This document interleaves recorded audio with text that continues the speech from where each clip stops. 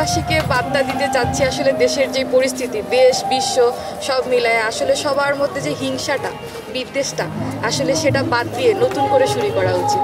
এটাই, আর কিছু না। শুভ নববর্ষ।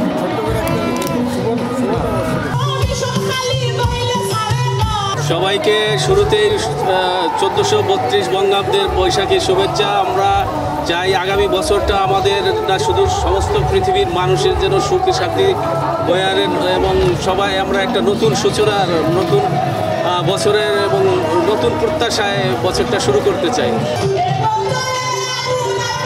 সবাইকে অনেক বছর পর আসলে আমরা আসলে পড়াশোনার পর কর্মব্যস্ততা এমনভাবে বিজি হয়ে গেছি, সবাই একত্রিত হতে পারছিলাম না। তো অনেক বছর পর আবার আমরা সব ফ্রেন্ডরা একসাথে হয়েছি।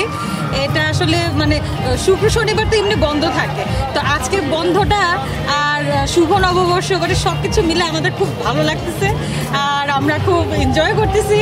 মানে এই দিনটা তো একটা মানে উৎসব মুখরই, আর আমরা একসাথে হলেও মানে দুই মিলে গেল আর কি। আর এই যে আমার বান্ধবী, ও সুদূর প্রবাসী বান্ধবী, সুদূর দূর থেকে আসছে, তো এই ওর উচিলায় আমরা আজকে মানে ভাবলাম যে না আর ঘরে বসে থাকা যাবে না, চল বের হই সাত সকালে, এই ঘুরে যাব আর আমরা এই আনন্দতে আছি।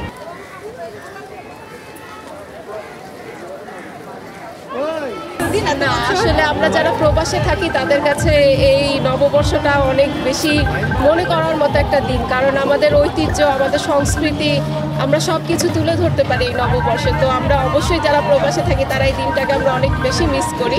ওখানে প্রোগ্রাম হয় কিন্তু আমাদের দেশের যে একটা অন্যরকম আমেজ সেটা ওখানে পাওয়া যায় না। তো আজকে বেসিক্যালি শুধু এপ্রিল মাস ধরে এই জন্যই আসা, যেন বৈশাখ পাওয়া যায় সাথে।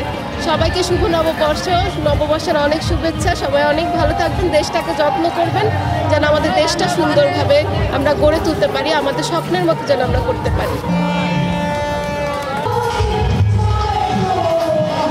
আসসালামু আলাইকুম। প্রথমত নববর্ষের শুভেচ্ছা। 1432 সালে আমরা এই নববর্ষে সবাইকে শান্তি সৌহার্দ্যের বার্তা দিতে চাই সারা বিশ্বকে।